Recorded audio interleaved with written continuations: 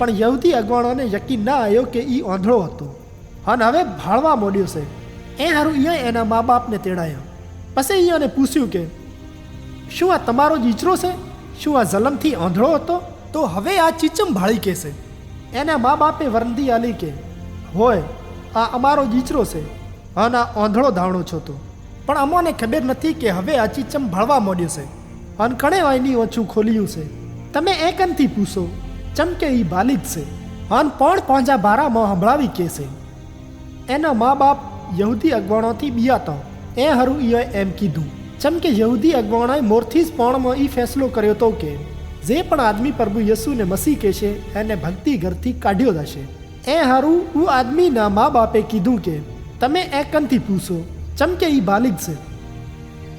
એ એક ચક્કર વરે એ આદમીને તેડાયો જે મોરથી આંધળો હતો અને એને કીધું કે ઈશ્વર હમો હમ ખા કે તું હાસું બોલીશ. અમને ખબર છે કે જે આદમીએ તુને ઠીક કર્યો છે એ પાપી છે. એણે આદમીએ વરંદી આલી કે મને ખબર નથી કે એ પાપી છે કે ના, પણ મને રૂજી એટલી ખબર છે કે હું આંધળો હતો અને હવે ભાળી કું છું. તારી એક અંતિ પૂછ્યું કે એણે તુંથી શું કર્યું કે હવે તું ભાળે છે? એણે અહીંયાને વરંદી આલી કે મેં મોરથી જ તમને સંભળાયું તો તું પણ તમે ના સાંભળ્યું. તમે ઘડી ઘડી ચમ પૂછો છો? શું તમે પણ એના સેલા થવા ચાહો છો? એ એને ઘટવદ કઈ કહેવા મોડ્યા કે તું જ હઈશ એનો સેલો, અમે તો મૂસાના સેલા છો. અમને ખબર છે કે ઈશ્વરે મૂસાથી વાતો કરી હતી, પણ હું મનકના બારામાં અમને કોઈ ખબર નથી કે હું ચોઈથી આવ્યો છે. તારી આદમીએ વરંદી આલી કે વાહ, આ ચેવી અજીબ વાત છે. એણે મારી ઓછું ખોલ્યું અને તોય તમને ખબર નથી કે એ ચોઈથી આવ્યો છે. અમને ખબર છે કે ઈશ્વર પાપીઓની નથી સાંભળતો, પણ એનું સાંભળે છે જે ઈશ્વર માથે વિશ્વાસ રાખે છે અને એની મરજી માથે હેડે છે.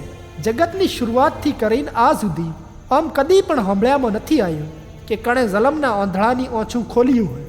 જે આ આદમી ઈશ્વરના તરફથી ના આવ્યો હોત તો કોઈ પણ ના કરી કોત. એ કીધું કે તું તો ધાવણોય પાપામાં છો છે અને હવે તું અમને શીખવાડેરો છે. પછી અહીંયા એને ગરીબ બારે કાઢ્યો પરો.